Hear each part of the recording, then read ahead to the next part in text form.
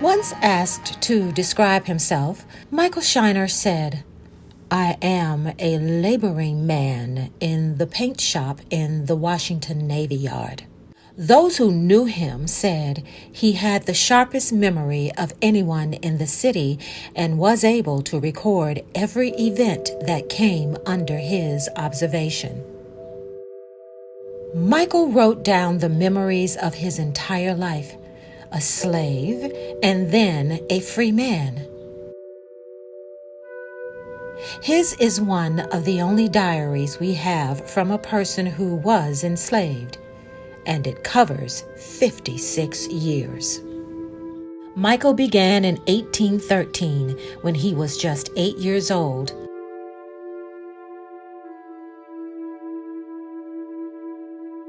And he wrote about politics, family, and everyday life.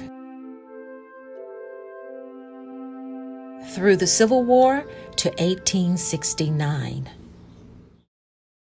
The Leonid meteor shower he witnessed was one of the largest ever recorded. As many as 240,000 visible shooting stars streaked across the night sky for over 9 hours. In Michael Shiner's lifetime, few, if any, of his acquaintances or family had any knowledge of his diary. But several years ago, scholars and historians discovered Shiner's diary in the Library of Congress. Shiner described the scene in Washington, D.C. in 1814 when British troops set fire to the Capitol and the White House. On the 4th of July, 1828, he was one of the oarsmen who rowed President John Quincy Adams ashore in Washington, D.C. And he described the moment in 1833 when his wife and children were taken.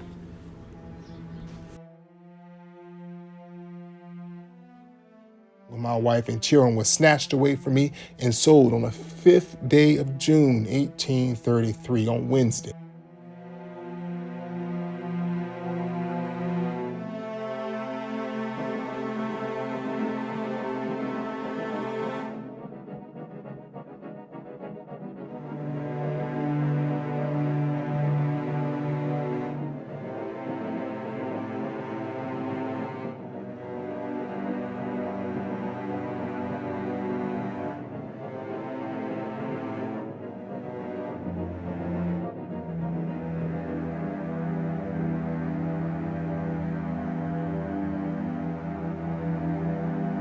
James Pumphrey enslaved Phyllis Shiner and their children, Marianne, 4, Harriet, 3, and Anne, just several months old.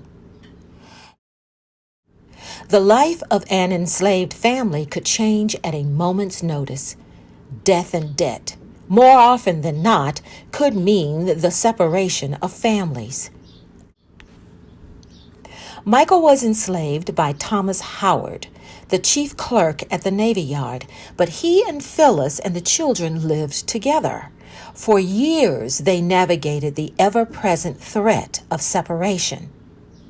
When James Pumphrey died, however, Phyllis could imagine what terrors might await, what might happen to her and the children. Pumphrey's son, Levi, became the executor of the Pumphrey estate. Phyllis's worst fears were realized. James died without a will. Debt had besieged the Pumphrey household, and without a moment's hesitation, Levi bought Phyllis and the children from the estate and, expecting to turn a profit himself, sold them to the most notorious slave dealers in the country, Isaac Franklin and John Armfield.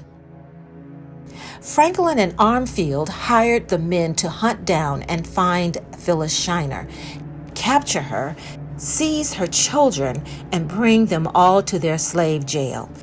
7 miles away across the Potomac River in Alexandria, Virginia. They had one plan: to sell Phyllis and the children south.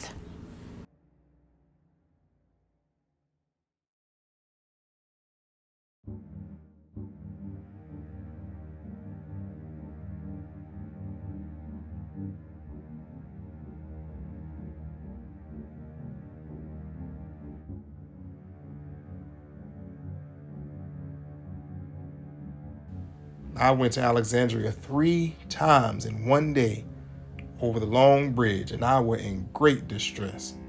But nevertheless, with the assistance of God, I got my wife and children clear. Isaac Franklin and John Armfield bought and sold people for a living. Ruthless, calculating, successful. They had agents scouting for them all over Virginia and Maryland, looking to buy or steal men, women, and children they would transport and sell into the slave markets in the Deep South. They kept a slave pen at 1315 Duke Street, Alexandria, Virginia. John Armfield managed the business there. He imprisoned every enslaved person they captured or purchased either in the basement or in an open-air pen behind the townhouse. With Armfield in Alexandria, Franklin ran the firm's markets in New Orleans. At first, they rented or chartered cargo space on passenger ships and chained their captors in the hold. Eventually, they purchased their own brigs and named them the Tribune, the Uncas, and the Isaac Franklin. By the 1830s, they were transporting more than 1,000 people a year from the slave pen in Alexandria to Natchez and New Orleans. Mike Shiner needed to find who had taken his wife and children and where they were being held. He may have checked the infamous Yellow House on F Street first. He may have checked Washington Roby's slave pen nearby. He knew he would have to make the arduous trek across the river to Franklin and Armfield. Michael Shiner knew there was not a moment to lose. Franklin and Armfield organized its business like clockwork. When they captured Phyllis Shiner and the children, and Harriet and Mary Ann, it would be only a matter of days before they were transported on one of the vessels bound for the forks of the road slave market near Natchez, Mississippi. There they would have been sold to the highest bidder.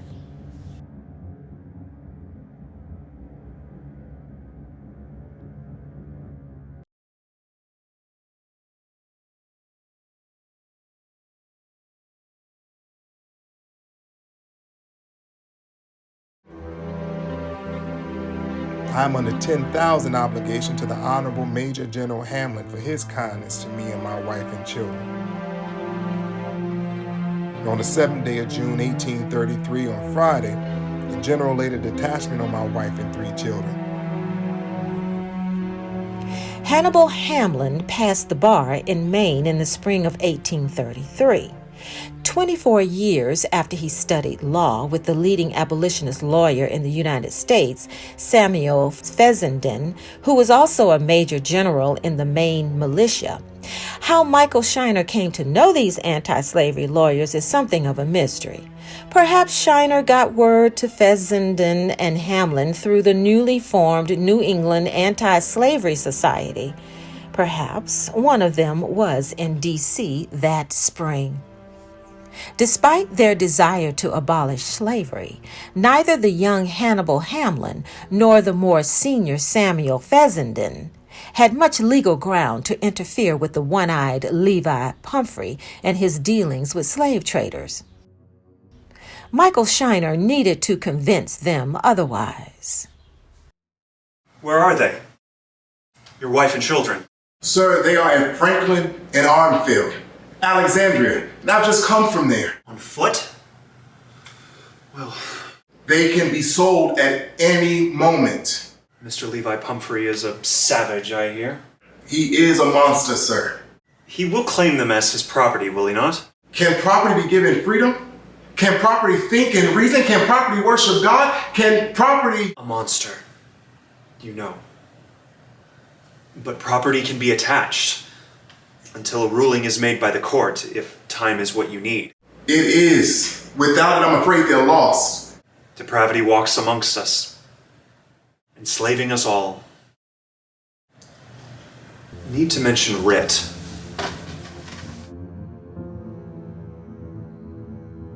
Take this to the magistrate of the court.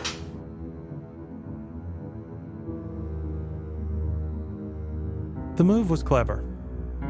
A writ like this one would have to be heard in court, and so it prevented John Armfield from selling Phyllis and the children until the matter was resolved. It bought precious time.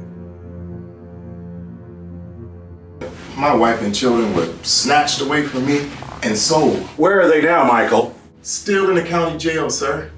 Yes, Alexandria. Pumphrey won't budge. What of Hamlin's writ? Was it served? The courts will take it up, but that could be months, years. Her petition for freedom? Could be months before it's heard.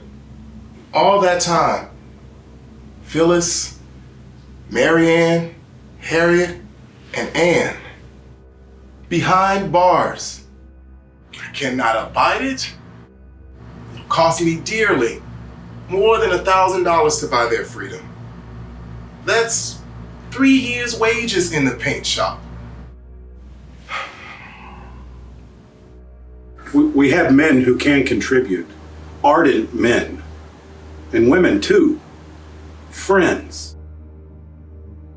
Let us measure their fortitude. Let us see their plumb line.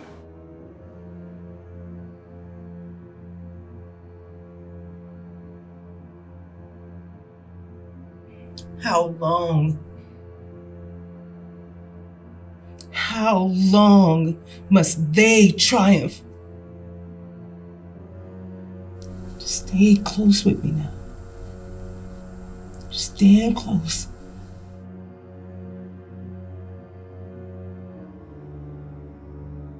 How long?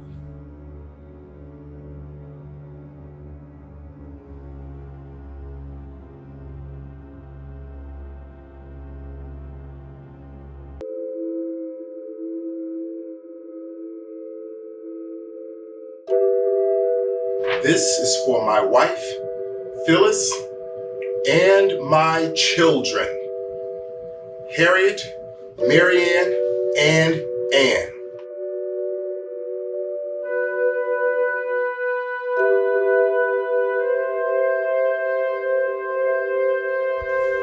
Levi Pumphrey faced a writ of attachment and a freedom suit.